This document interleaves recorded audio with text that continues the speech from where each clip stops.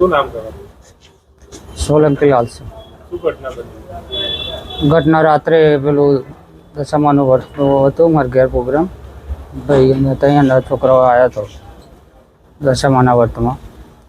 રાત્રે ગાડી લઈને એ ભાઈ આવ્યો તો હું ખાટલા ગાડી બાયણમ લાવીને એવો વન મારતો હતો પેલા છોકરા બોલાવવા માટે. ભાઈ મેં કહ્યું કે ભાઈ વન બંધ કરે ને પેલું સાઉન્ડ વાગે એટલે તને ત્યાં જઈને રૂબરૂ લઈ આવ્યો એવું કીધું. તો મોંઘાર બોલી એમાંથી એવો પછી રાતની દાજ સવારે કાઢવા એના પપ્પાને જગદીશભાઈને ધર્મેન્દ્ર અને પેલો યુવરાજ અને વિશાલ અમારા ભાઈઓ ગયા હતા મોટો દવાખાનામાં. શું નામ તમારું? દિલીપસિંહ કાળુસિંહ સોલંકી, ગામ બાથાના કુવા, તાલુકો કપડવંજ, જિલ્લો ખેડા, પોસ્ટ બુતિયા. શું ઘટના બની? સર, હું રાત્રે જમવા બેઠો હતો, મતલબ 8ના ગાળામાં. તો ત્યારે દશામાનું વર્ત હતું, ત્યાં લાઈવ પ્રોગ્રામ મતલબ ગરબાનો પ્રોગ્રામ ચાલતો હતો. તો એક ભાઈ આવ્યો, જગદીશભાઈ લલ્લુભાઈ રાઠોડ, એમનો છોકરો વિશાલભાઈ જગદીશભાઈ રાઠોડ. હવે તય આવીને એવો હોરન માર મતલબ કરવાનો પ્રયોગ કરતો. તે મારા મોટાભાઈ એવું કીધું કે ભાઈ હોરન બંધ કર, તારે કામ હોય તો આવીને વાત કર, બરાબર. તે માટે એણે ગાળ બોલી, એટલે ગાળાગાળી થઈ.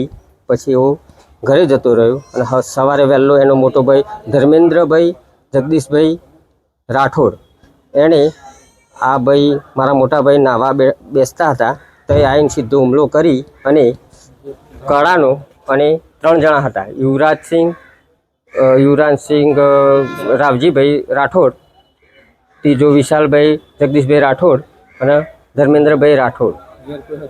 ઘેર કોઈ હતું નહીં. અમે બધા હું ખેતરમાં ગયો હતો. તઈ આ લોકો હુમલો કરી અને મારી અને જાનહાનિનો મતલબ મારવાની ગણતરી મારા જગદીશભાઈ રાઠોડ પણ હાજર હતા. તઈ જગદીશભાઈ રાઠોડ કોણ છે? એ જિલ્લા સદસ્ય છે, ભાજપના કાર્યકર્તા છે. પોલીસ સ્ટેશનમાં અમારી કોઈ ફરિયાદ લેવાઈ નથી. બીજા નંબરમાં અમારા હોસ્પિટલમાં પણ કોઈ જગ્યાએ અમારો કેસ લેવાતો નથી. શું માંગ છે તમારા? અમારી માંગ એક જ છે કે મારા ભાઈની સારવાર થાય. બીજા નંબરમાં જે ગુનો કર્યો હોય એના માટે એનો કાયદેસરનો જે મતલબ જે કાર્યવાહી થતી હોય એ કાયદેસરની કરવી જોઈએ. અને પોલીસ હજુ સુધી અમારી કોઈ તપાસ કરી નથી. હું 2 વખત તઈ પોલીસ સ્ટેશને ગયો છું.